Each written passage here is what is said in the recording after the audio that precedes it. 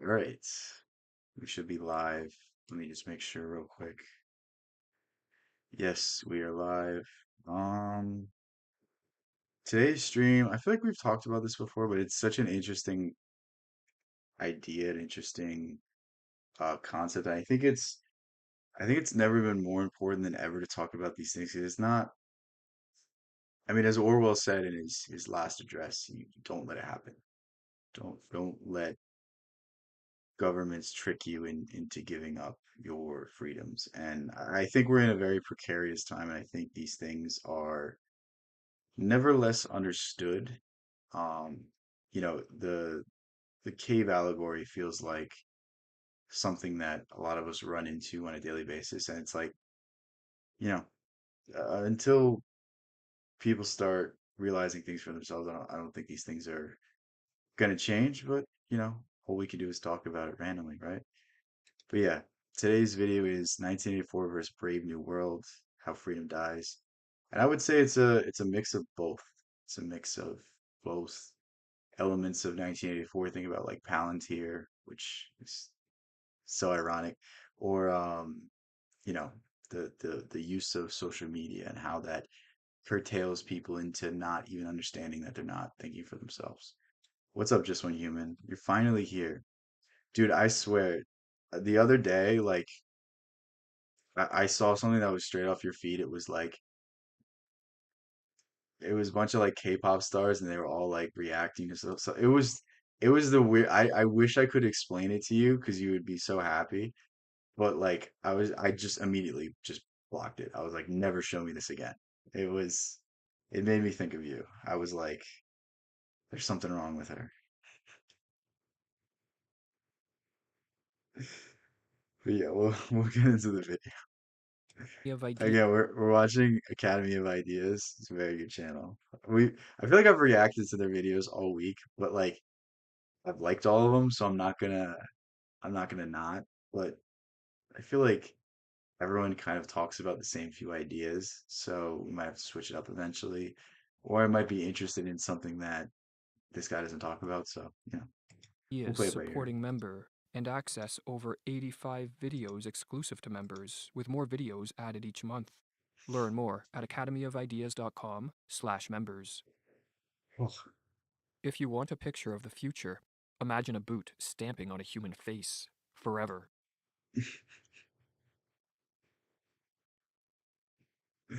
this is a very brutal quote, but I can see it. If I do a live on your birthday, no, because wasn't it? I don't remember how long ago it was, but I made it through like 30 seconds, right? I remember watching something and I was like, I can't. I was just shaking my head. I had nothing to say. I was just like dumbfounded. So I don't know if I want to subject myself to that again. George Orwell's writings have experienced a spike in popularity over the past several decades, and for a good reason. Modern It's so funny that most people read Orwell and they take it to be a slight on one political party or the other, but Orwell's talking about both, you idiot. He's talking about all systems of government. societies are becoming ever more like the dystopia It's Orwell it's so depicted in his funny. novel, 1984. Whether it be mass surveillance, the incessant use of propaganda, perpetual war, the manipulation of language. So freedom is slavery, war is peace. Think about like US foreign policy. We must go to war for democracy. I did it on purpose. It was a bad song. I don't believe you. I feel like all of them were bad songs, right? I mean, I'm also not a 12-year-old girl, so that's not the kind of music I would listen to. But yeah. Or the cult of personality surrounding political leaders. Many consider Orwell's novel to be prescient. While the West remains freer than the dystopian society of 1984, We say that, but I think all of these things are relative because I think you can point out flaws in every society, and I think it's a series of trade-offs. As Thomas Sowell says, there's no such thing as solutions, there's only trade-offs. I think it's just, do you live in a world that aligns with your value? If you do, okay, you're not going to get everything you want, but if you get 80, 90%, that's fine. the trend of more and more power being concentrated in the hands of politicians and bureaucrats does not bode well for those who favor a free society. Orwell believed that the totalitarianism he portrayed in his novel was a distinct possibility for the West. and at times he went as far as to suggest that it may in fact be inevitable. Almost certainly, we are moving into an age of totalitarian dictatorships. So I'll explain why. So Orwell was writing after World War II, and you could see a lot of his writings are influenced by that. And this is really the main difference between Aldous Huxley and George Orwell is that, as Huxley described himself, Orwell had the benefit of writing post World War II, so a lot of his predictions were shaped by that, where Huxley was writing after World War One, and a lot of his writings were shaped by that experience.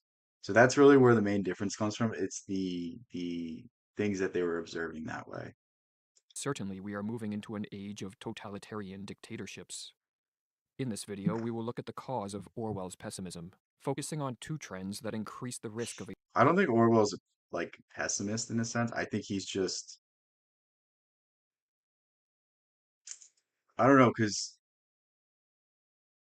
I think he sees the nature of governments and the nature of humanity, and I think that's his entire point of writing is to warn against that nature and kind of steer people in the right direction. But unfortunately, I think not even a fraction of the people that read Orwell understand him, and it's really so frustrating because it's like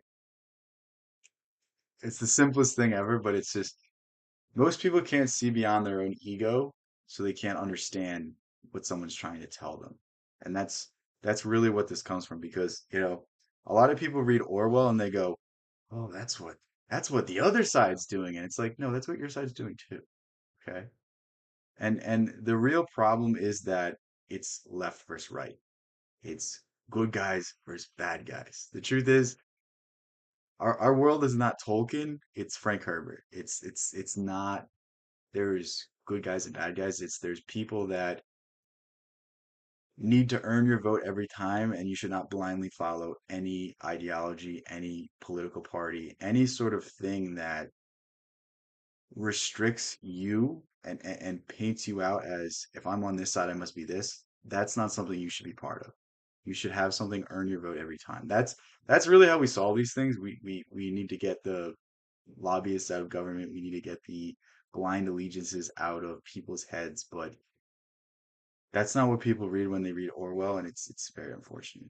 totalitarian future, the movement toward collectivism and the rise of hedonism. We then contrast Orwell's views with those of another author of dystopian fiction, I love Huxley so much. If you haven't read Aldous Huxley, you really should. Aldous Huxley is, I think it's unfortunate because he wrote so many different genres that I think it almost harmed him because he was like a jack of all trades. He was masterful at everything he did, but he wrote so many different genres that he's not quite defined by any one of them, and it kind of his first really big novel was Brave New World, and it kind of overshadows the rest of his work.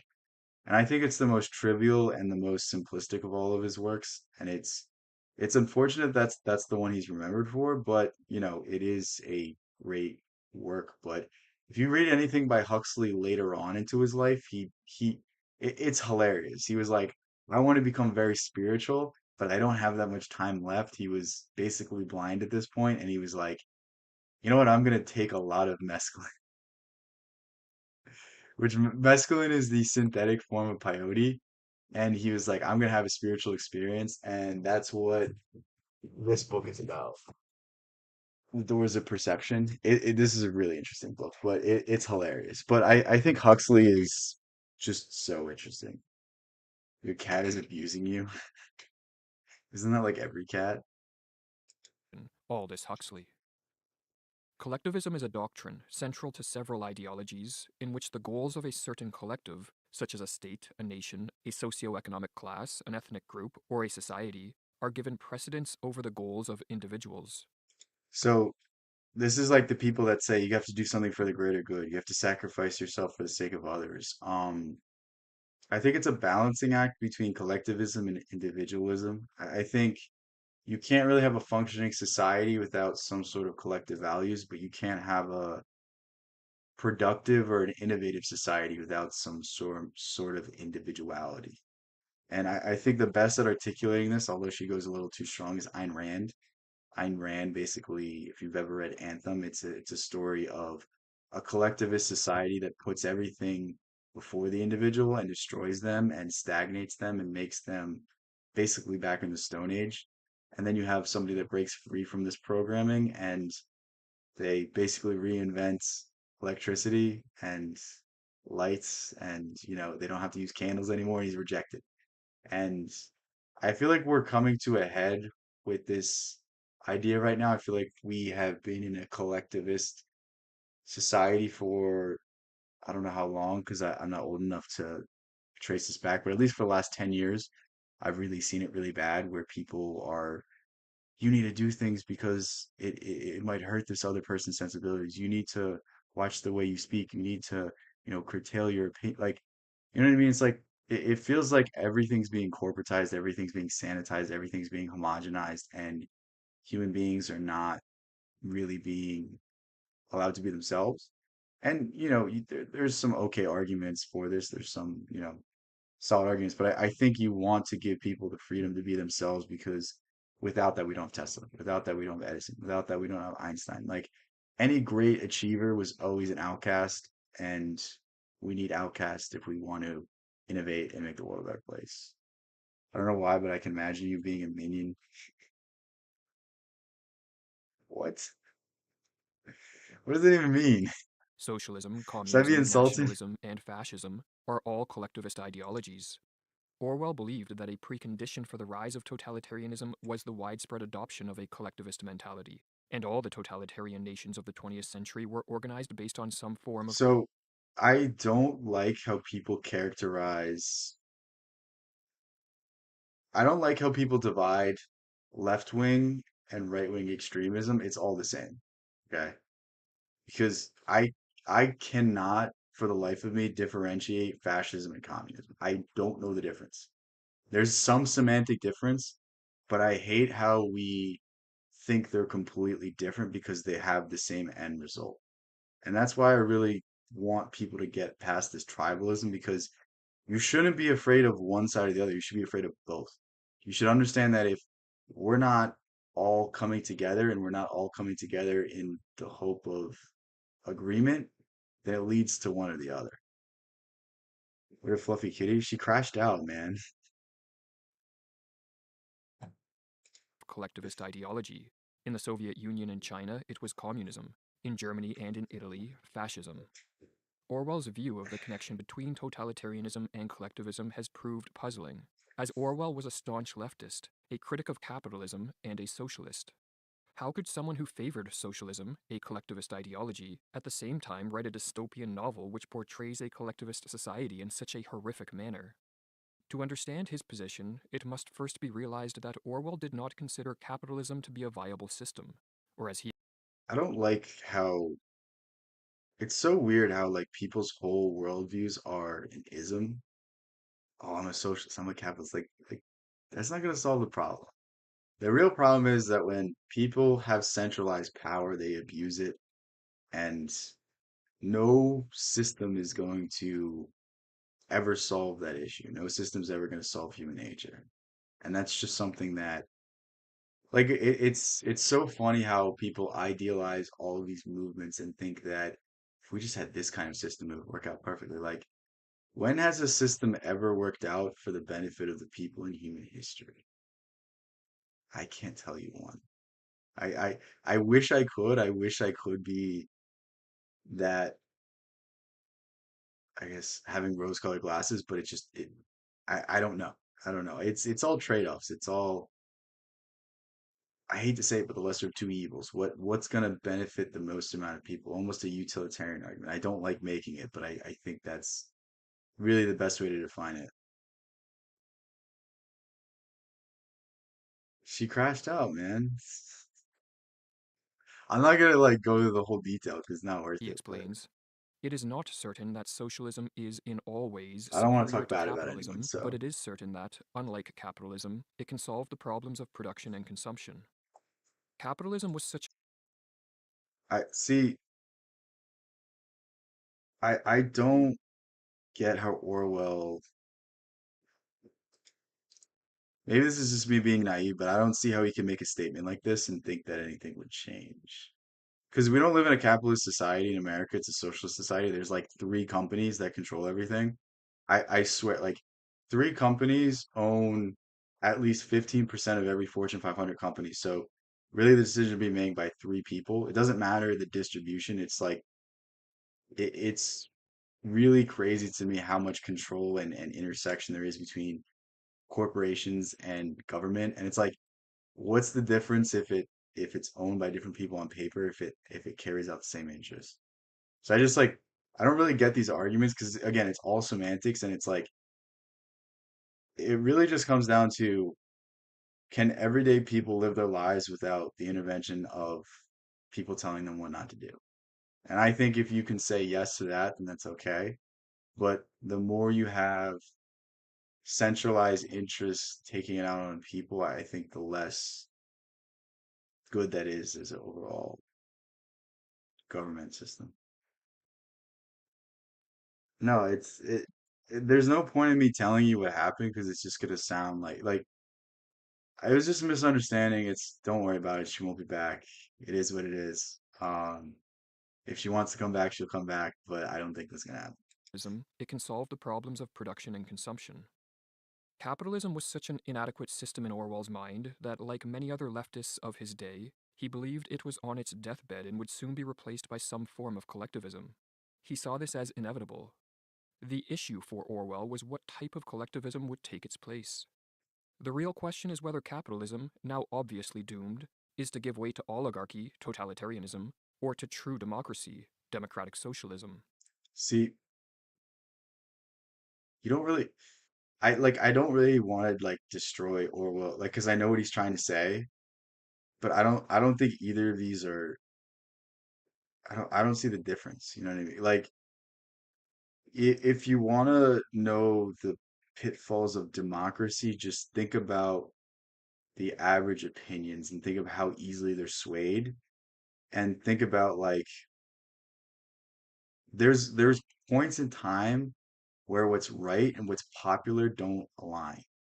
So if you have pure democracy, then you have mob rule. And think of how unruly a mob can get when they're stoked up. And I think it's this mythic idea of democracy is so far from the truth. And I think it's really a poisonous word in that sense that like when we say democracy, we think good. I don't really agree with that. I don't really agree with those blanket terms because, you know, look at some of the most unfair and unjust and not really democratic states that call themselves democracy. You know what I mean? It's like it's really just a label and it's really just window dressing and it doesn't really ensure anything aside from people feeling good about it.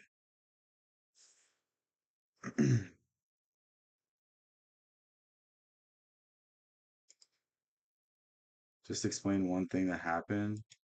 Following the death of No, capitalism, she just sent something to Discord and we're like, this is just like it was just like it wasn't the right place to send it and like I deleted it and she got mad and then she left and she's like, that's it. That's really all it was. It wasn't anything serious. It was just like a misunderstanding. I mean, that's how most friendships, most relationships break down. It's you know, I'm sure if I explained my side, she would get it, but it is what it is. Orwell hoped that democratic socialism would rise in the West. Democratic socialists, like Orwell, advocated for a centrally planned economy, nationalization of all major industry, and a radical decrease in wealth inequality. They were also strong supporters of civil liberties such as freedom of speech and freedom of assembly, which they hoped could be maintained in a society. If you okay, so I think the only issue that matters, like if you believe in voting, if you think that your interests are going to be represented by a politician, I urge you to only vote for whoever has the best free speech policy because freedom of speech is the only thing that allows discussion to happen. Everything else is just, oh, there's three or four issues that we're going to pretend to do something about, but not do anything. Just vote for whoever has the best free speech policy. That's the only thing that matters. That's the only thing that will allow people to talk and allow people to discuss, and maybe something good can come out of that speech. But that's really the only hope I think there is for politics and political systems. And yeah, it's just unfortunate. which would largely deprive people of their economic freedoms. The problem, however, which Orwell and other socialists had to grapple with, were the lack of examples, past or present, of any country successfully adopting democratic socialism. Furthermore, when a government rids a There's like a few examples, but a lot of them are like sabotaged.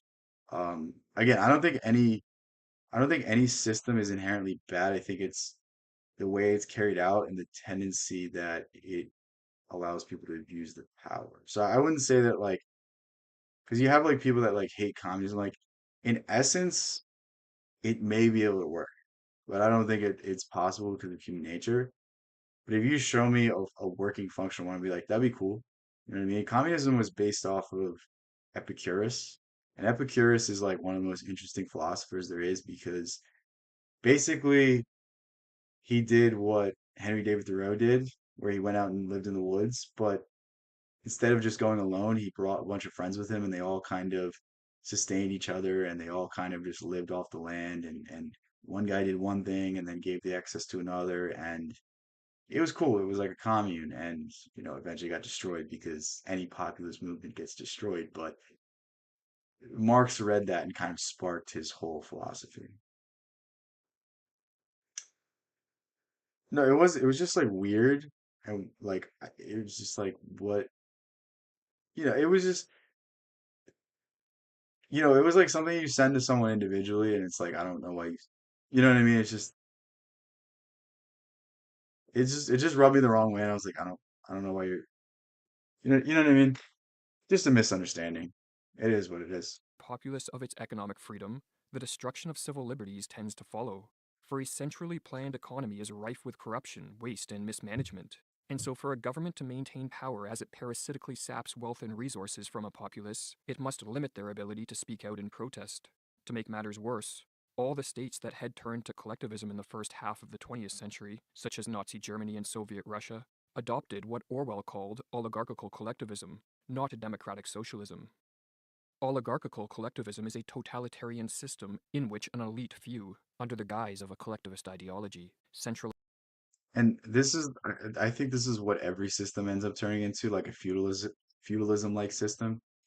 Um, I think this is really the end state of any government because it all has to do with corruption. It all has to do with, you know, are the policies, are the taxes that are being collected, do they actually go to help the people that they're intended to help, or do they line the pockets of the government officials? And I think sadly, that's generally what happens. There's probably examples throughout history where it's not the case, but I can't think of any. And I think, in order to make any of these systems work, whether it's capitalism, whether it's communism, whether it's socialism, you have to root out corruption. And I don't think that's possible because, you know, what kind of person wants power over other people? It's generally not the people that would be good rulers. It's generally the people that are it's like the Napoleon complex. They have something to prove. They think that if they lead other people, then maybe they'll feel good about themselves. That maybe that they'll feel that need or that justification to finally love themselves. I mean, think if you seek the approval of other people, literally all it is that you hate yourself and you think that if other people like you, you'll feel good about yourself. Isn't that so sad? And that's the mindset of every person that seeks power. That's purely the motivation. And once you understand that a healthy person doesn't want power, and this is like Socrates' idea of the philosopher king, a king that rules justly because he doesn't seek to be king. Your uh, auntie is staying. Go get your aunt stuff, dude. Don't be mean. She's 82. Come on. power using force and deception. Once in power, these oligarchs take away not only the economic freedoms of their citizens, a move which socialists like Orwell favored, but also their civil liberties. Orwell was concerned that following the death of capitalism, the possibility existed that the entire Western world would succumb to oligarchical collectivism. One of the main reasons for this fear was his recognition that hedonism was on the rise in the West, and a hedonistic populace, according to Orwell, is a populace ripe for the taking by totalitarians. Hedonism is an ethical position which maintains that So think of like the Weimar Republic and the government that sprung out from that. It's really Newtonian physics springboarding to something else. Um, so if you don't get that reference, Newton's laws of physics, one of them is obviously inertia. Another one is every action has an equal but opposite reaction. So think when you have mass times of hedonism and people seeking out pleasure, you're going to have the exact springboard. So this is exactly what he's talking about.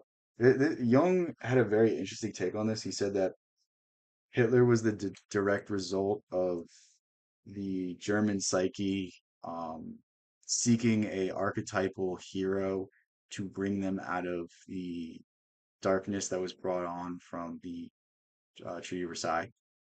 And I thought that was perfect, a perfect description. I thought it really exemplifies why people like Mao, people like Stalin, people like Hitler rise to power. It's all a response from the anger and anguish and pain and suffering that comes out of these turbulent periods, we'll say. And, if you want to foresee any of these regimes, just look at what a culture, what a society goes through. And I think it's very, I don't know, it's very telling. Your mother's getting you checked for autism. My mom should have got me checked for No, what, what did you do? Were you eating like chicken nuggets or something? Like eating dino nuggets and mac and cheese every day? Or she found out how much you like BTS and she was like, all right, there's something off here. I don't know. I feel like people are overdiagnosed with it.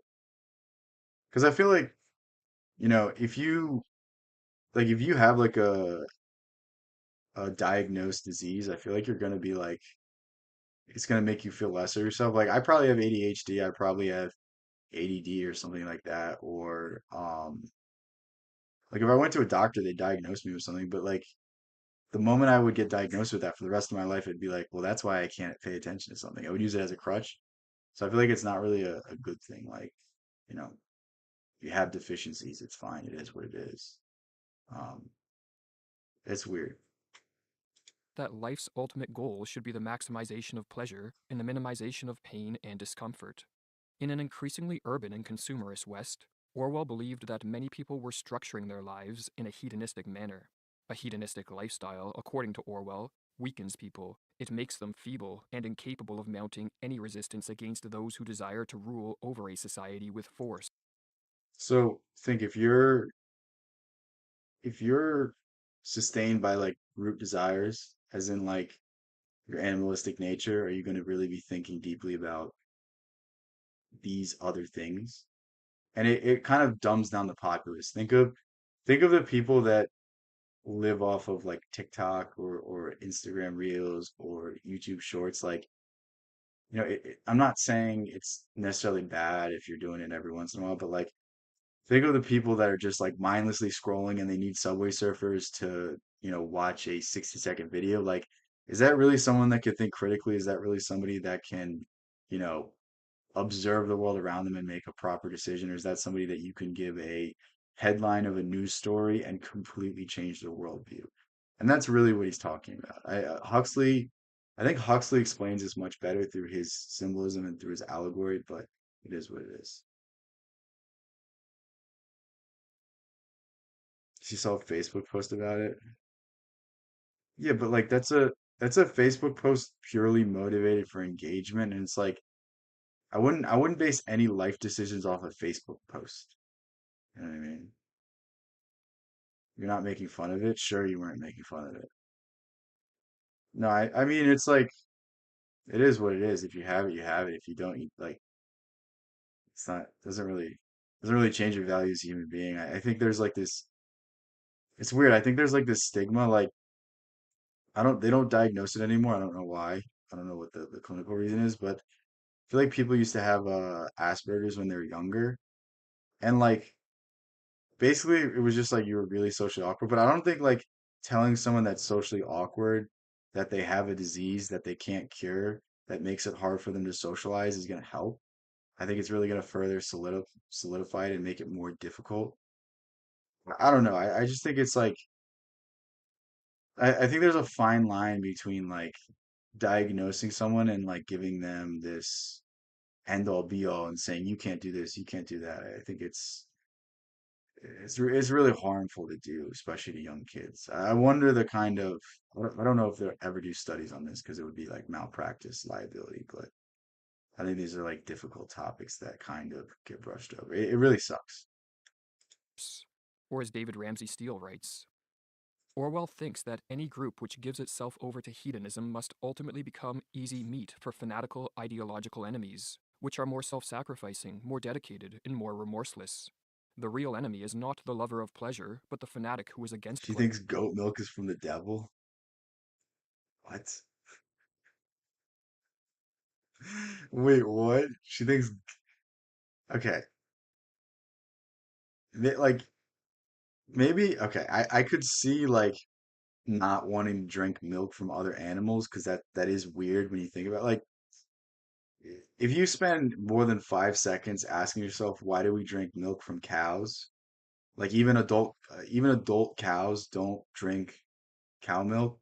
So why do adult humans or why do uh, human children drink? Like I could see that, and I could be like, it's even less acceptable to fucking drink like goat milk. Like you know what I mean? Like I could see that argument. The thing is from the devil. That's that's something.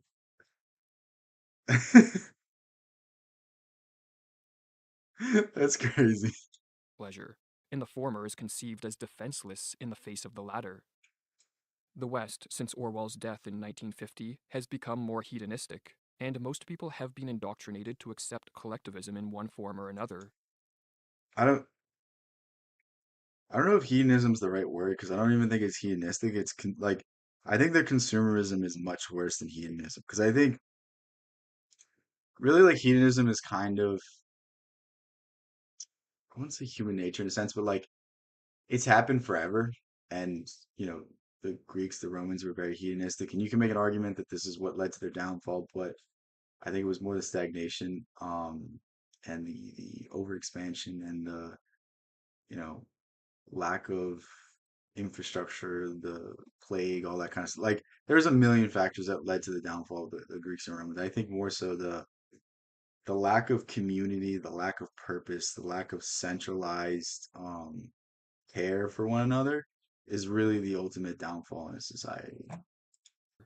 But this has not led to the permanent You can make entrenchment an of argument that oligarchical hedonism caused all collectivism. that. Rather, Aldous Huxley, I the can see author it. of another famous 20th century dystopian novel, Brave New World, may have had a better grasp of the way Western societies would become enslaved in the late So Brave New World is super fascinating because in Brave New World, Huxley wrote this in 1932. Um, and he basically predicted the over pharmaceuticalization of human beings, particularly for the alteration of the mind. Um, in the story, people take this drug called Soma, where if they're feeling bad, if they're feeling like something's wrong, they take this drug and they get happy. Or, if they're really feeling depressed, they take it and they go to sleep for 15 hours. And it's like, it's honestly haunting that Huxley saw this coming. And I think interestingly enough, I haven't seen anyone make this argument, but Huxley was very, very well connected. He came from a very established family. Um, his, I think it was his uncle coined the term agnostic. So like this is how tied in this guy was into all of these things. So you might say that, oh, these were just like top-down policies that were going to be manufactured. I haven't seen anyone go into the conspiracy of that, but I think that'd be interesting to explore. I'm not going to do the research. Someone do it for me. But um, and at the same time, Huxley also predicted like the oversimplification of entertainment. Um, even think back like 60, 70 years, the level of entertainment was much more sophisticated. People liked plays a lot more. People liked Shakespeare. People were much more well read. And nowadays, think of the entertainment. It's either headline news stories, people giving nonsense takes on that, AI brain rot slop. Even the stuff that's coming out on Netflix, they can't write a story to save their ass. They don't even understand the basic mythos and basic universal archetypes that go into a good story. So like, how can you expect anything good to come out of that? It's just very weird. 20th and early 21st centuries. Huxley, like Orwell, was an anti hedonist, but his aversion to hedonism differed from Orwell's. Huxley's main concern was that hedonism could be used as an effective tool to oppress a society, because So Huxley believed that if you distract the populace, they don't realize what's going on around them.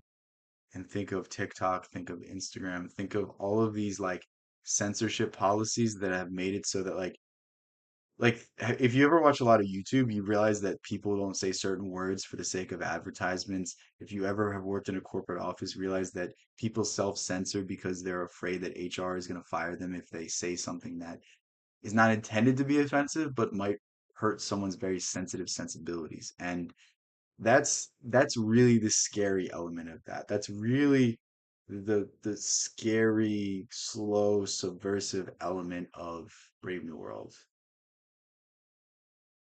How come when I left for a few weeks, now everybody's I haven't streamed in a while. So like it's not the thing about like this, like the algorithm's just not pushing it the same because I'm also streaming at 10 o'clock. I used to stream a lot earlier, I think. But I think it's not gonna push it the same because I haven't been giving it the data. It's purely data backed.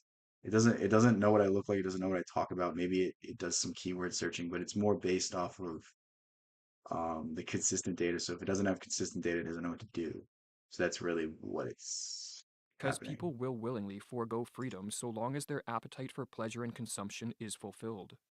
If a society is structured so that people can devote much of their time to pursuing pleasures, Huxley seems fitting for the West. See, I would agree with you if I didn't know about Palantir. Jordan, have you heard about Palantir?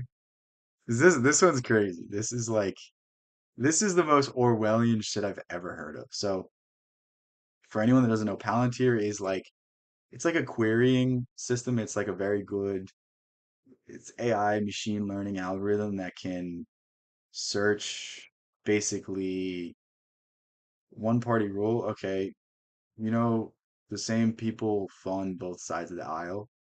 I mean, it's like what's really let's you know what I mean? It's like there's arguments that we do live in a just as unfree society. It's just that we have different types of freedom. We might be able to say more things, but they might have a better standard of living. There's not as many you know what I mean? Like there's just trade-offs. But Palantir is crazy because literally it's named after the crystals in the Lord of the Rings that makes Saruman go evil and corrupts his mind. And the point of the crystals in the Lord of the Rings is that he can see what other people are doing and he can spy on them. And this makes him paranoid and this turns him evil because he has so much power. And of course, he does things to expand his own power. And yet, Peter Thiel thinks it's a good idea to name his company Palantir and go, yeah, people are gonna get on board with this. I can query all of these different databases. I can search and take everything that you ever did online and associate that with dental records, medical records, your criminal history, your employment records. Like it's terrifying. It's one of the scariest things I've ever seen. And it's just like, why would you name it after something that corrupts a great man, corrupts a great wizard, and turns him into this evil guy that tries to overthrow the world? Like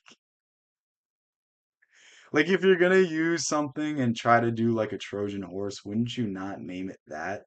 You know what I mean? Like if you wanted people to be on board with it, but it's so funny because no one even thinks to look up the reference. Like I've heard several people say, "Oh, he named it after something in Lord of the Rings," but I've never heard someone explain what that thing is. And it really took me reading The Lord of the Rings to like even look into it. It's so frightening.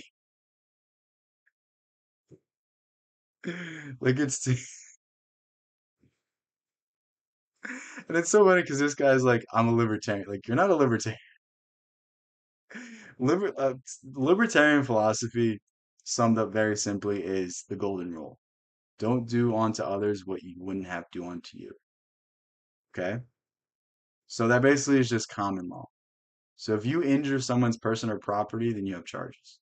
Then you have something to sue on, or you have, you know, a criminal procedure that can handle these things. It's like a you reap what you sow kind of philosophy. I don't know how that could be congruent with Palantir, but hopefully the Fourth Amendment keeps them from going too much. No, Fourth Amendment. So Fourth Amendment only protects illegal search and seizure, and unfortunately, these were done before the internet came about. So these privacy concerns didn't really come about, and then the Patriot Act kind of destroyed any hope of online anonymity and online freedom and safety and all sorts of these things. Um, you also have the like so the Constitution only applies to the government, and this is really where it gets you. So this is why Twitter, this is why Facebook, this is why YouTube can censor, is because they're a private entity. So since it's not the government, they can kind of do whatever they want as long as it follows their set out guidelines. You might have a civil suit for some of these things if some of these things are shown to be bad, but it's not the same standard, doesn't rise to the same capacity. And you can make an argument that the government is intertwined with these companies due to the nature of them. And I think that's an argument, but I don't know if you want the government regulating these bodies because then I think it'll become even scarier. The Fourth Amendment, it's a good law, but it kind of got undone by the Patriot Act. A lot of the protections kind of went away. Like if you look at TSA kind of steps upon the Fourth Amendment. You could make the argument, this is one of the stronger arguments you can make, is that it protects people that are going on planes, but it's all about the risk reward and is there a less invasive way to search people? I think there probably is, and there's not any evidence that TSA has ever stopped anything, but you know, that doesn't stop them from continuing to steal water bottles from people and making them buy the $12 water bottles when you get into the terminal. But yeah, it's when you start looking at like the constitutional protections, you see that a lot of things are. It's like a lawyer game where if the government doesn't do it, it's completely okay. That's really how it works, and it's all in the terms of service that you don't read that allows these companies to sell your data, that allows these companies to turn over your data. Certain companies are better than others. Apple's pretty good at not giving away your data, but Apple does some other scummy stuff that I don't really agree with. You know, it is what it is. Nothing's perfect. Again, it's just trade-offs. I hate to say it, but you know, lesser of two evils. Gratifying material wants, and even drugging themselves to escape from How you reality, you fell down the stairs? What are you, Christina now? Like what? then persuasion and conditioning, rather than coercive force, will be sufficient to exert extreme control over a society. Under such conditions, most people won't even notice the chains of servitude that slowly tighten around them. Or as Huxley wrote, in Brave New World, So there's an interview where Huxley says that one day people will enjoy their slavery. So people won't even realize the boxes and the chains that are on them. What reasonable is classified? What do you mean? non-stop distractions of the most fascinating nature are deliberately used for the purpose of preventing people from paying too much attention to the realities of the social and political situation. Neil Postman, in his book Amusing Ourselves to Death, contrasts the differing fears of Orwell and Huxley. What Orwell feared were those who would ban books. What Huxley feared was that there would be no reason to ban a book, for there would be no one who wanted to read one. Isn't that so funny? What Huxley feared was that there would be no reason to ban a book because no one would want to read them. That's literally the modern day and age. Like even like lawyers don't read, even engineers don't read, even like the intellectuals don't read, or if they do, it's extremely limited. Like I've legit only been reading for a few years, and I feel like I'm more well read than the majority of adults that are 40, 50 years older than me. And it's like, again, I'm obsessed with this stuff, so I'm not like bragging, but I'm saying like that shouldn't really be the case. Because I feel like the more you know about yourself, the more you know about different people's perspectives, the better you can handle your life and the better you can inspire others to do the same. And it's kind of sad. Orwell feared that the truth would be concealed from us. Huxley feared the truth would be drowned in a sea of irrelevance. Okay. Huxley feared that the truth would be drowned in a sea of irrelevance. Think of how much bullshit news happens on a daily basis. Think of how much bullshit sports stuff that gets covered. Think about how a lot of the real issues don't get talked about in a lot of mainstream news for like 10, 15 years. And then it comes out and it's like big news, but like you just know about it. Like there's nothing that is beyond a Google search. There's nothing that's beyond finding in a book. It's just most people will never look for it because, oh, I care what Taylor Swift's doing. Oh, wow, Travis Kelce and Taylor Swift. Like the stupidest shit possible. Like there's the news story about the guy cheerleader for the Vikings. It's like, who cares? You know what I mean? Where's the Epstein list? Like, it's like people are have already forgotten about this.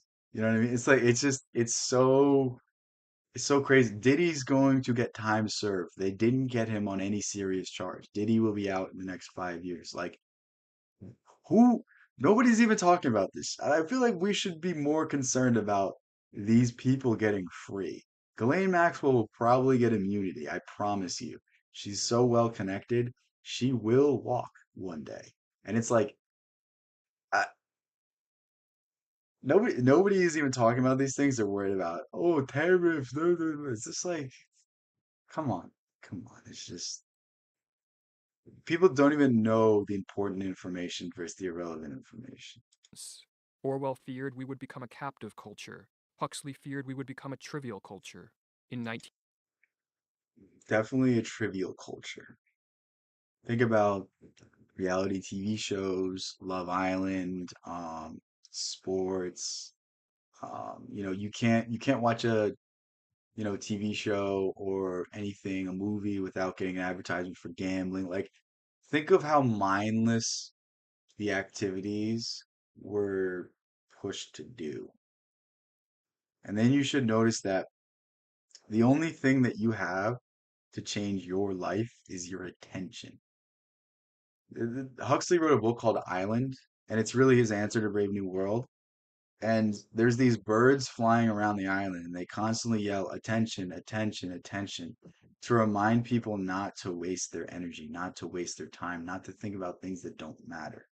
And I'm not telling you to go out and be a monk, but I'm just saying, like, if you don't like where you are right now, if you don't like your life, if you're not happy, it's because you're putting your attention to things that don't matter. Put your attention to yourself, put your attention to your passions, put your attention to developing yourself or creating something that is inspiring or doing something for the sake of yourself. And if you put your attention to those activities, if you put your attention and time to those things, there's nothing to stop you from becoming everything that you can be. But because everyone's attention is so fractured, they won't realize this and they won't put their time and energy into things that will make their life better. And that's really what it comes down to. People that care about themselves enough to stop mindlessly doing dumb things, or people that will complain about their life and then keep distracting themselves so that they don't have the energy, the time, or the awareness to change. That's really what it comes down to. It takes attention to make attention. What do you mean by that? Like people's attention spans are so destroyed that they can't even pay attention to that. Is that what you're saying? Because I think that's an interesting point, but I don't want to misquote you. 1984, people are controlled by inflicting pain. In Brave New World, they are controlled by inflicting pleasure.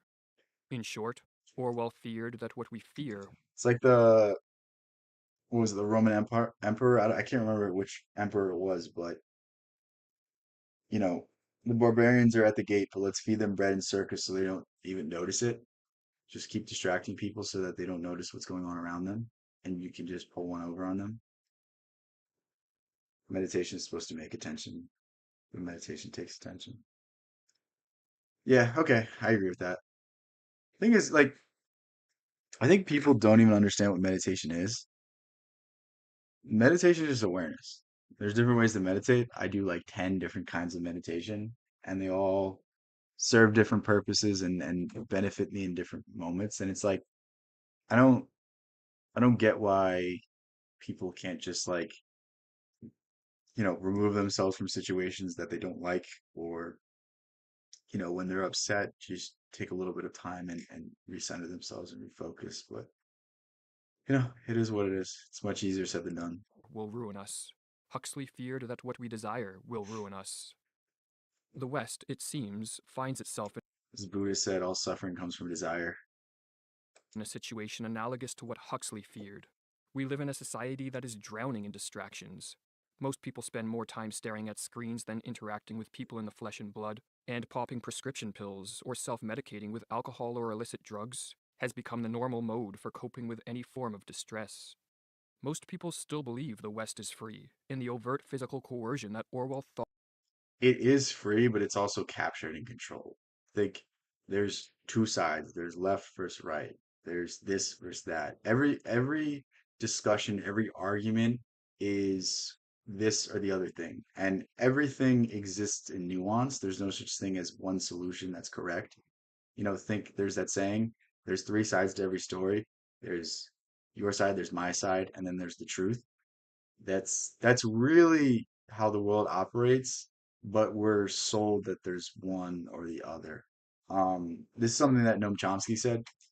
We in America can have in-depth discussions about trivial issues, but once it starts coming down to issues that actually matter, you get to that third rail where you're not allowed to talk about things. You get to that place where you're no longer given the publicity, or you're no longer given the ability to speak.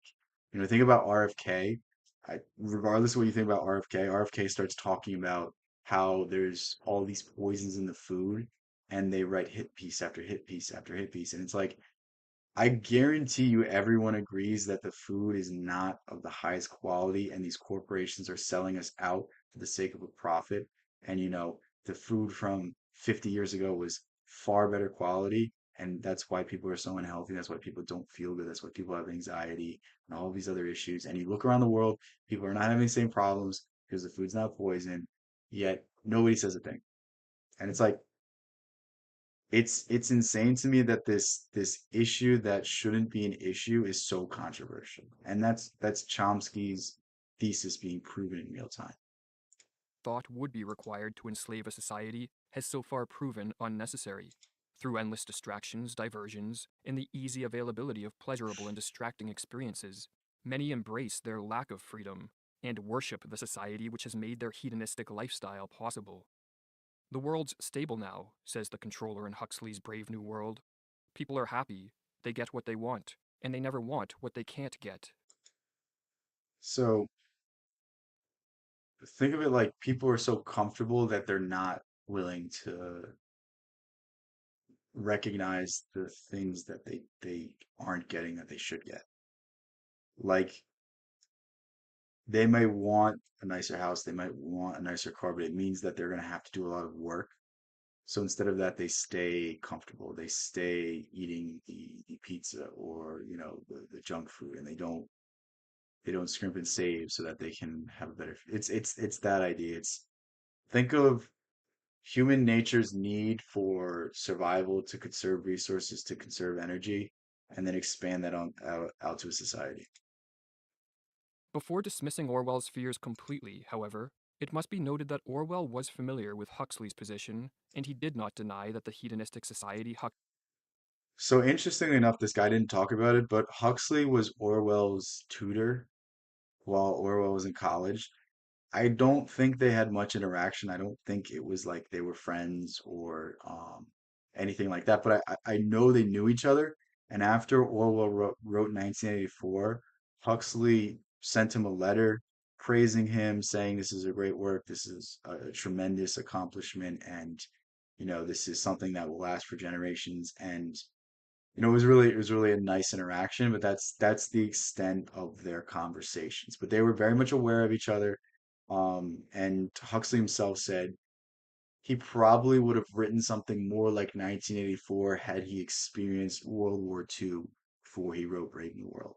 So that's some more context for you guys. Huxley feared was a possibility, but he saw it as a temporary stage, creating the ideal conditions for a more brutal regime to seize control and impose its will on a society composed of weak and apathetic men and women.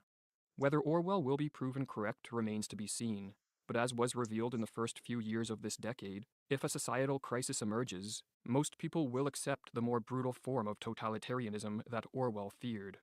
So perhaps all that is missing to throw us permanently into the dystopian world depicted in 1984 is one more major social crisis. If you value our content and would like to support This our is a pretty work, good video. Time is it 10:14? Let me make sure I've been streaming for long enough because I'm starting to get like starving, so I feel like my the quality is going to decline. I'm going to end the stream here. I'm going to stream much earlier tomorrow. Um, Hopefully for longer. I feel like because I keep turning it on too late, and by the time it's like I'm an hour in, I'm like tired. But if I did it earlier, I'd have much more energy. It's just I'm getting sleepy. So thank you guys for a fun stream. Thank you guys for being here. It's always a good time to talk to you guys, especially get that live interaction because it feels like we're in the room together. It's much more engaging. It's much more fun. So yeah, with that said, I hope you guys have a good rest of your night. Love you guys so much. Eternally grateful for everyone that tunes into these streams. And yeah, peace out.